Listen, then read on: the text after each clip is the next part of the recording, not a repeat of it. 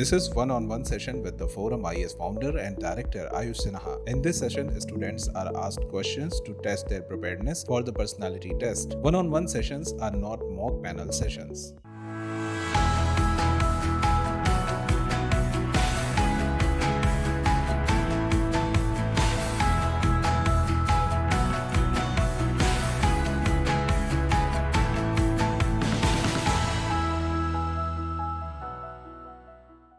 Deepthi, can you begin by introducing yourself to me?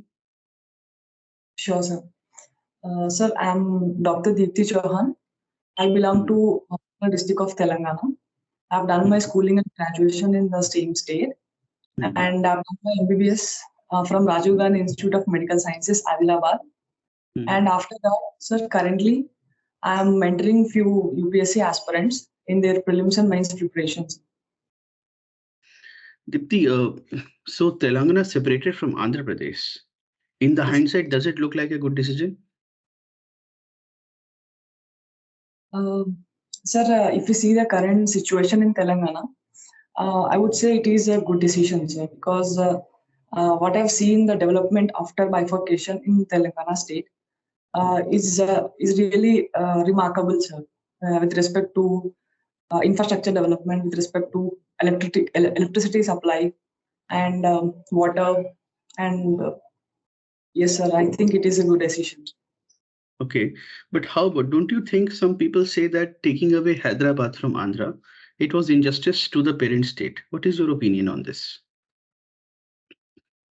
Sir, definitely there is a decrease in the revenue, say for the state of Andhra Pradesh, because Hyderabad is a center of revenue generation, being a capital city.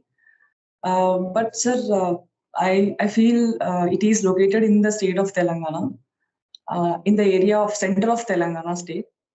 And I think, sir, after bifurcation also, Andhra Pradesh state have given special funds for construction of the capital city. I think it is developing now, sir.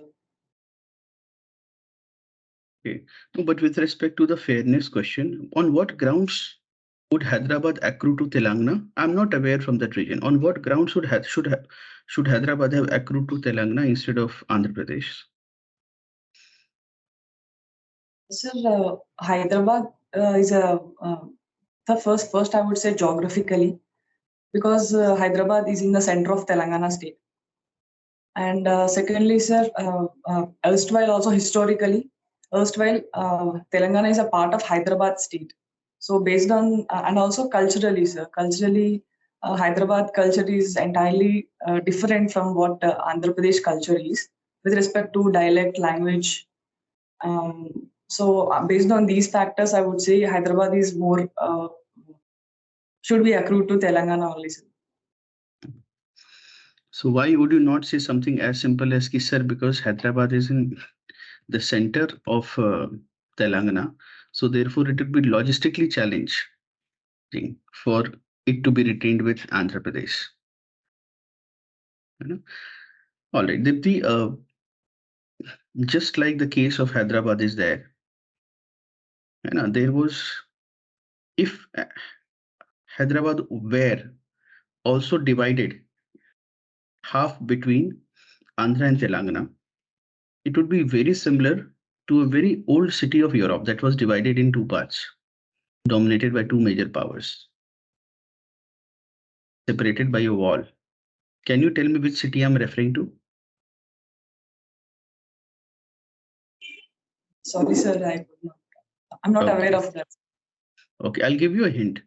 This wall that separated the city as the twin capital of two countries or two states, this wall fell sometime in 1991, and it is a famous global event. Sorry, sir. Okay, I'll give you another hint. It marked the implosion of USSR. You're aware that USSR imploded and Russia and other satellite states were formed? Yes, sir. There was a city in Europe through the center of which a wall was there, separating it into two parts. Sir, I'm really not aware of the city, sir. All right, that's okay. So tell me, Deepthi, what is Hyderabad famous for? Sir, Hyderabad is famous for many things, sir. First, I would say it is very famous for, it is known as the capital of India because there is a pharmacy and Genome Valley situated in Hyderabad. And secondly, it is very famous for IT also because it is an IT hub. And thirdly, sir, it is famous for its cuisine, sir, because Hyderabad got a gastronomical award also, sir, for that. You have done your MBBS. So tell me from a doctor's perspective. I was once traveling in a train, and there was a doctor in my neighborhood looking at the person on the opposite side of the berth. This man looks at that person and says that you have a heart problem. I was a little surprised, but more than that, this person was surprised. The doctors are just by looking at me sitting on the opposite side of the berth. How could you tell that I have a heart problem? So this doctor points out to his legs. Can you tell me what would have been the symptom? Yes, sir. Because one thing is by looking at the legs, if the legs are swollen, if the legs are edematous, then there might be chance of heart failure, sir, because heart failure chances are there. So might be that was a symptom that he have looked for, I think. Okay, you mean swollen legs means that the heart is not able to pump the blood Yes. back from the legs to the. Okay, Yeah. that is correct. What do you think, Deepthi, is your opinion on the Jan Aushadhi scheme? Right, there is an effort to. What is your opinion on it? Some people argue that it is a subsidy that is not in the right spirit. Some people say that it may lead to embezzlement of funds selling those same medicines. The minute medicines have double pricing, one that is a subsidized rate and the other is available at a price in the market, then it creates challenges. So what is your opinion on it? Sir, I feel the scheme is intended to give medicine at a lower price. So currently we have much of the out-of-pocket expenditures in India, which is very high, I think which is around 65%. And this scheme would definitely try to reduce the out-of-pocket expenditures. Dr. Dipti, so a lot of people, especially ICMBBS doctors of our country, they have little faith in the Ayush scheme in the traditional medicines of India. What is the reason for it? Sir, first and foremost would be what I also personally feel. First and foremost would be the lack of evidence-based medicine here, sir, because the researchers are just started, and there are a few research papers and research availability on the drugs of Ayush. That's what I see, sir. First and foremost reason is that. Okay, so basically it is not evidence-based. That is your concern. All right. Some are based on evidence. For example, if you see some drugs like that even allopathic doctors also prescribe some Ayurvedic drugs. For example, if we say Woodlive, that is given for jaundice. That is an Ayurvedic drug. So some are based on evidence, but not all, sir. So we have to improve on that part to check the efficacy and bioavailability of drugs. And if we work on that part, definitely many more drugs will be available, sir, for patients. Dipti, what are your hobbies? Sir, I follow international cricket matches and calisthenics. What is this calisthenics? Sir, calisthenics is a form of workout where we don't use any extra weights and only do exercises based on body weight, sir. Like sit-ups, squats, pull-ups, and push-ups kind of thing. Dr. Dipti, India is seeking a permanent position in the United Nations Security Council. What do you think is India's strongest argument? Sir, firstly, India is, I would say India is one of the most growing economy, strongest economy. And secondly, sir, it contributes much to United Nations peacekeeping forces. That is one of the strongest argument I feel.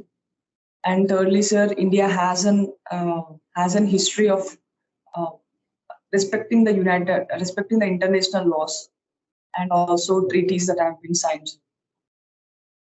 No, Deepthi, I'm not satisfied. Tell me one single reason what makes a very strong case for India's permanent membership of the United Nations Security Council.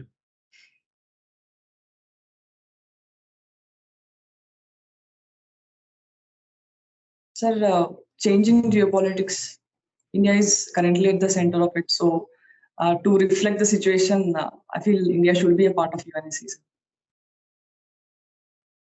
Deepthi, when doctors like you, young doctors like you, the country obviously needs less bureaucracy and more professionals, isn't it? Is this correct or not?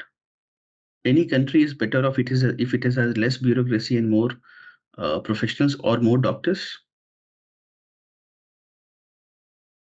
Yes, sir. More doctors is really beneficial, but at the same time, bureaucracy is also needed, sir. Because without efficient administration, sir, with my personal experience, I would say, without efficient administration, even doctors cannot work at their full potential, sir. Because I've worked in a government medical college, I've seen the situation there. So I feel administration plays a greater role, and it is also one of my motivation to come into civil services. But don't you think when doctors like you, when they join civil service, it is a huge wastage of the public resources because our country does only produce a limited number of doctors, and if they are not busy healing the society, they are healing using their specialized skills to treat sick people, and instead if they're going for civil services, it's a huge wastage of the expenditure of the society that has gone into making a doctor. How do you justify this? Sir, I would say this because, sir, if for example, if as an administrator, I would try to, with respect to health sector, if I'm an administrator in that sector, sir, I would try to work more on preventive aspect, like drinking water sanitation awareness. So these can contribute indirectly to less health burden, sir. So contributing in this part is much more impactful, I feel, sir. So in that way, I can generate more awareness of health and yes. In India, we have democracy, but in our neighborhood, we see that having democracy is a continuous challenge. What do you think is the reason for it? Sir, there are many factors internally within the countries. For example, if we see the neighborhood of Pakistan, so there are many problems within internal, like Pakistan is considered as deep state, and there are many problems with respect to the political instability. We see in Myanmar also, sir, the same thing happening.